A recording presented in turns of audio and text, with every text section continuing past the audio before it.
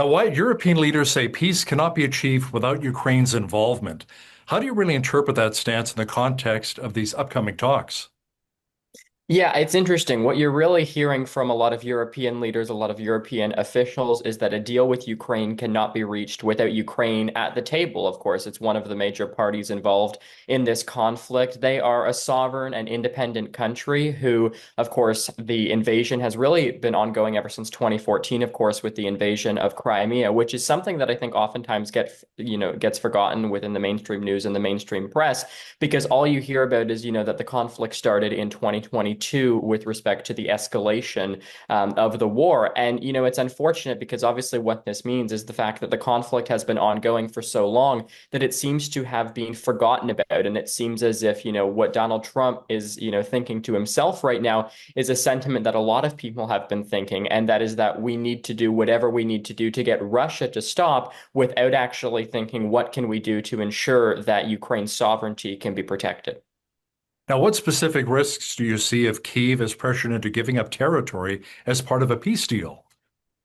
Well, I think the main thing that's kind of obvious has to do with the precedent that it will set. I mean, there's a number of different wars and geopolitical conflicts happening, especially overseas right now. And, if Ukraine, for example, is pressured into giving up really any amount of territory, then all of a sudden, likely you'll start to see Israel, for example, having to force different things, or you'll, start to see other conflicts in the Middle East as well, perhaps, where, different countries and different parties involved in some of these conflicts are going to have to give up different things and make certain concessions, which of course is something that sovereign, independent countries, again, countries like Ukraine, countries like Israel, people who are fighting conflicts against some of these foreign, really aggressive powers, they just simply shouldn't have to do that.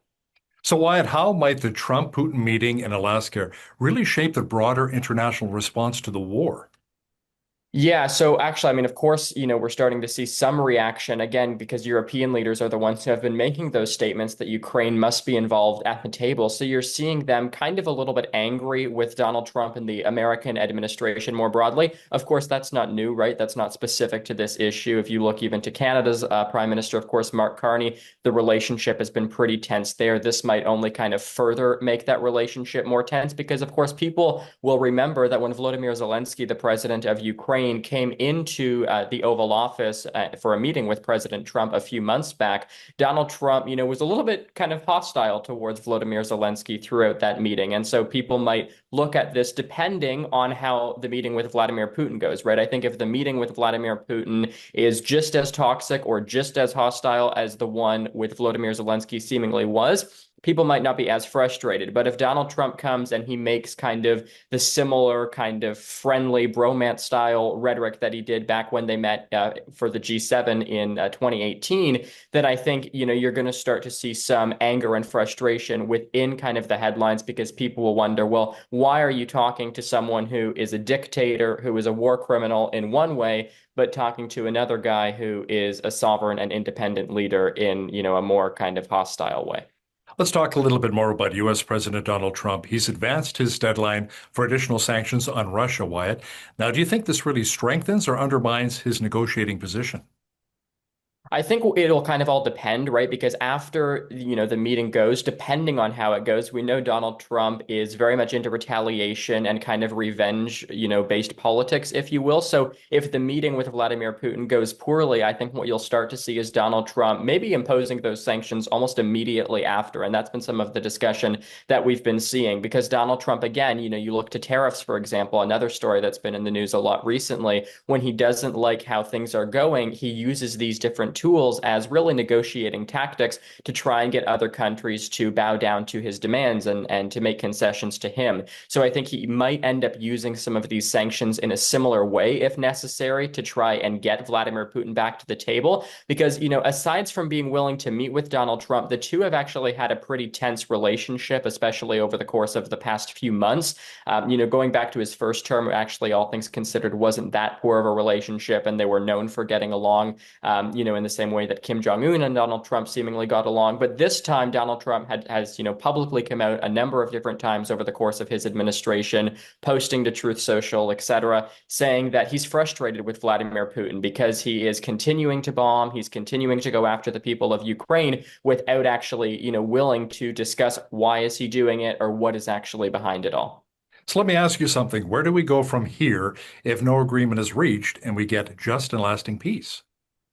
Yeah, I mean it's obviously the $1 million question. I think a lot of people right now are just kind of wondering, how do we stop the fighting? And again, it's the same question if you look to other conflicts right now happening overseas. Of course, perhaps the other one that is most obvious is between Israel and Hamas. And it is, whether or not you agree with either side, the reality is that civilians and the people are the ones who are going to be impacted most at the end of the day. So again, it's the same question whether you look to Israeli citizens, whether you look to people in Gaza, whether you look to the people of Ukraine, or even, quite frankly, the people of Russia who are living under this regime of Vladimir Putin as well, right? Because you have to think to yourselves, how do we ensure that the civilians who might be getting fed propaganda, who might not be fully informed, are actually aware of what their governments are doing? And, all things considered, Volodymyr Zelensky is not, all that of a leader either. There's certainly been a number of things that have been said about him in the past as well. And certainly he's been involved in some shady dealings as well himself. And so I think just really ensuring that people have all the answers and all the facts are something that, if that can happen, I think what you'll start to see perhaps is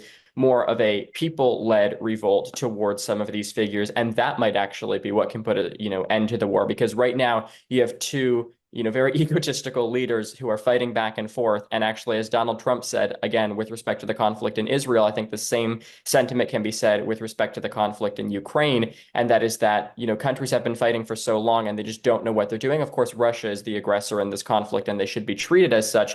But, Ukraine certainly needs to come to the negotiating table, which hopefully the American administration and Donald Trump will allow on Friday in Alaska. Correspondent Wyatt Sharpe, thanks so much for this. Thank you.